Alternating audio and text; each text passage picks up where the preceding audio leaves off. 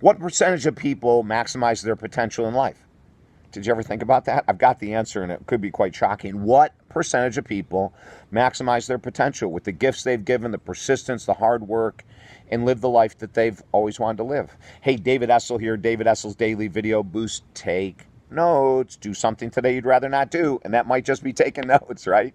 Don't trust your brain to remember this stuff. So years ago, oh my God, one of the most influential people in my life when I first started in the world of personal growth was Earl Nightingale. Earl Nightingale was one half of the founders of Nightingale Conant, the most successful personal growth audio program in the world.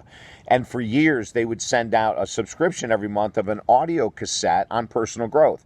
I was fortunate enough to be selected by Nightingale Conant years ago to do an audio cassette, one of the monthly audio cassettes, and they teamed me up with none other than Brian Tracy. Blew my mind. Oh my God, it was one of the greatest gifts that I could have ever received, right? But Earl Nightingale had a formula, and he figured out that only 6 to 7% of Americans maximize their potential throughout their lifetime. What does that mean? It means that only 6 to 7% of Americans can drop all addictions and dependencies. Only 6 to 7% of Americans become independent versus codependent in life.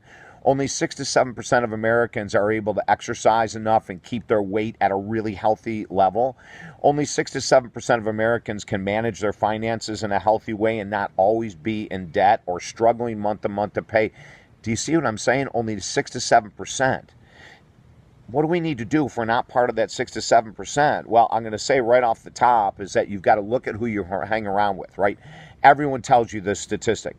The 6 or 7 people you communicate with the most, those are the people that you're going to be at the level of. So if the 6 or 7 people that you communicate with the most are really into health and fitness and into their careers and enjoying what they do, and they're releasing all of their addictions and dependencies, that's where you want to be surrounded by people that have what you want.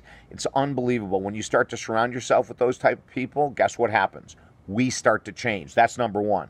Number two, only 6 to 7% of Americans will invest in having experts with them. It could be weekly, it could be daily, it could be quarterly, to guide them through the rough waters of financial management, weight loss, addiction recovery, career choices, relationship challenges, and more.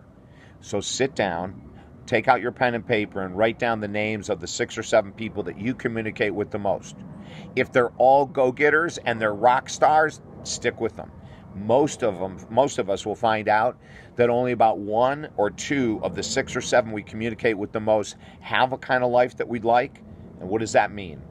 Time to decrease some of the time we spend with people that aren't at the top and to open the passageway. Start going to networking events, hire really awesome experts to help you get to that 6 or 7% of individuals who maximize their potential in life.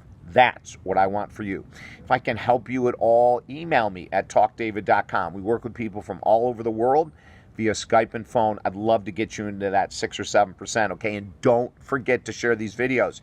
Social media, all over the place. Let's give people information they can use to make their life better today.